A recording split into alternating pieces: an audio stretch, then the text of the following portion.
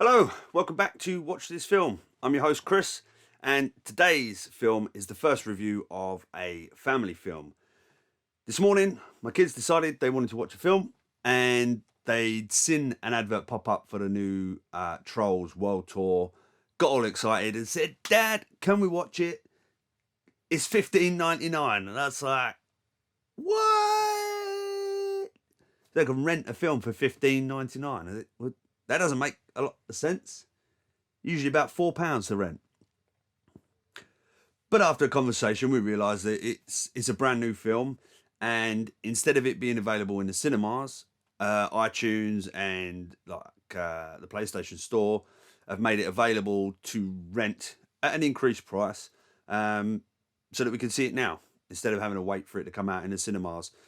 So after a discussion with my wife and the kids, we decided, okay, we'll rent it. We'll pay the $15.99 and we'll watch Trolls World Tour. We enjoyed the first Trolls film from 2016. As a family, we've all watched that a few times, and it's kind of enjoyable every time. The first Trolls film tells a story of the trolls, like the little toy characters we used to collect when we were kids, or your sisters might have collected when you was kids. Um, yeah, the first film introduces us to these characters and how sort of bright and shiny and lovely and musical their life and their world is. And that film is a lot of fun. There's a lot of silly little jokes in there, nice few adult references, and kind of enjoyable from beginning to end. Another film that, as a family, let's say we can watch over and over. Um, Now the sequel to Trolls is Trolls World Tour. This film for me was completely different. Now, it has the same main actors playing the voices. So we have Anna Kendrick playing Poppy, and we have Justin Timberlake who plays Branch. Now, both these people are great singers. They're good actors as well, and big names attached to what could be a big film. Unfortunately for me, it kind of flopped. It felt long and drawn out and boring, and that original kind of fun in the first film was sort of lost. There was little elements of humor in the very first film that they tried hitting again with this one, and because it was a shock and a surprise in the first one, this time round it kind of just fell flat. Now, I'm sure the kids probably enjoyed it. I can't imagine my wife did. I think she was just as bored as I was.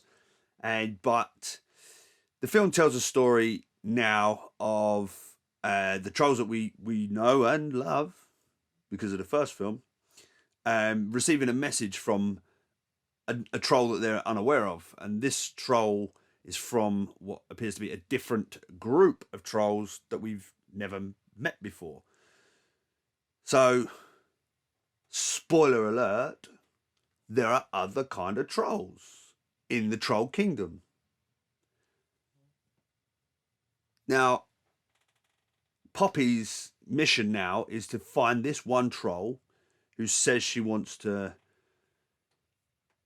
change everybody and try and change her mind. Now, obviously, if I get too much into the story, it'll completely ruin it for you. So I won't do that. But what I will say is our Queen Poppy heads out on a mission, and it becomes a musical adventure and also an adventure with a large message. And I think kids' films like this that should be fun, although messages are kind of important, it kind of took all the fun out of it. Now, the end message is one that's very kind of popular at the minute, which is the if it could be anything, be kind. Pretty much. We're all different. We all have different loves, different interests, different hobbies, different appearances, but we're allowed to be different, and we should embrace the fact that we're unique and that we don't have to try and change anybody else or conform to anybody else's ideals.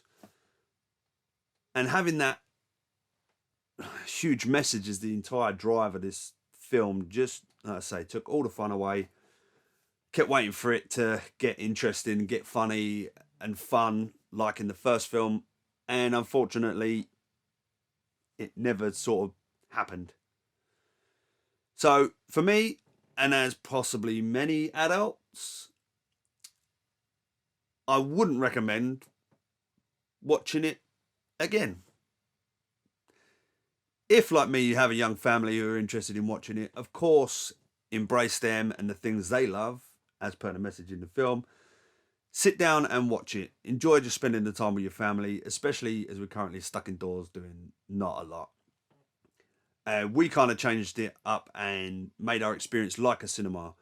Turned off all the lights, closed up all the curtains. I made little cinema tickets. I told them where they needed to sit.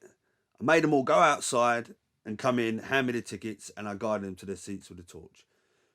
Just to try and make it a little bit more interesting, because, say, obviously we can't get to the cinemas at the minute. They all enjoyed it. I had fun putting on a silly voice and being stupid. And that's what you do as a dad with young kids, I suppose. So, my star rating, I'm going to give it a 2 out of 3. Sorry, did I just do that right? Professionalism out the window. 2 out of 3. Or should you give a 5-star rating? 2 out of 5. Sorry. Back to it. I'm not going to be excited about watching it again. I'm sure my kids will want to, but it's not for me. So if you haven't seen the original Trolls film, definitely go and watch that with your kids. There's a lot of fun and a good introduction to the Trolls world. If you can avoid this one, I would. But again, your kids are your priority. Sit down, make them happy, and enjoy just spending the time together. But that's it from me. I have been given some recommendations for next couple of films to review. And these will be Step Brothers, the comedy film starring Will Ferrell and John C. Reilly. And also Lucky Number 11 with Josh Hartnett and Morgan Freeman. So if you like, subscribe, and hit the notification bell, you'll be made aware of when those are up and ready to view. And I look forward to coming back and speaking to you again soon. Thank you.